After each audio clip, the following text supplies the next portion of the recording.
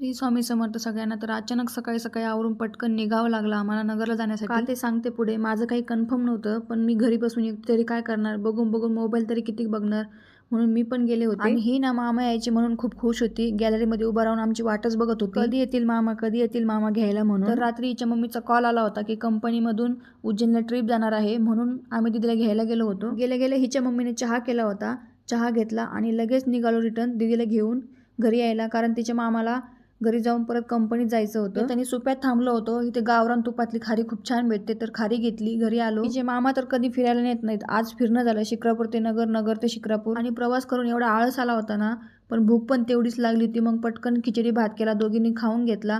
नंतर बाकीची घरातली कामं आवरली. ही म्हणत होती, मामी तू भांडे घास, मी धुवून काढते. आणि शाळेत जेवणाच्या सुट्टीत भात खाल्ल्यानंतर कोण कोण असे खडे खेळत होतं. आम्ही तर खेळायचो 3-3, 4-4 जणी सोबत. कमेंट करून नक्की सांगा. चला भेटूया पुढच्या व्हिडिओमध्ये. तोपर्यंत